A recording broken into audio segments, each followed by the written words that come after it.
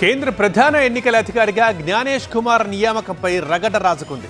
ఇది అర్ధరాత్రి తీసుకున్న హడావుడి నిర్ణయం అంటూ రాహుల్ గాంధీ మండిపడ్డారు. సిఈసి నియామకంపై సుప్రీంకోర్టులో కేసు పెండింగ్లో ఉన్న విషయాన్ని కేంద్రం మర్చిపోయిందన్నారు.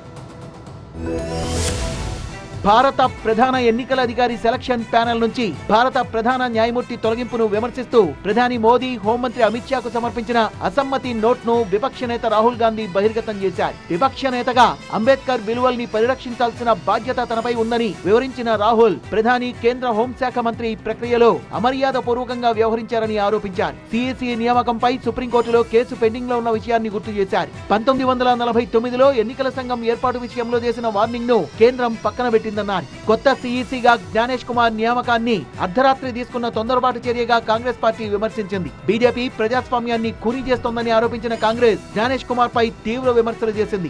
జ్ఞానేష్ కుమార్ 420 అంటూ కాంగ్రెస్ పార్టీ వివాదాస్పద ట్వీట్ చేసింది. కొత్త చీఫ్ ఎలక్షన్ కమిషనర్ గా నియమితులైన జ్ఞానేష్ కుమార్ బుధవారం బాధ్యతల్ని స్వీకరించనున్నారు. ఈయన కొత్త చట్టం ప్రకారం నియమితుడైన తొలి సిఈసి. 2029 జనవరి 26 వరకు ఆయన పదవిలో ఉంటారు. 2029లో జరిగే లోక్సభ ఎన్నికల షెడ్యూల్ ను జ్ఞానేష్ కుమార్ ప్రకటించే అవకాశాలున్నాయి.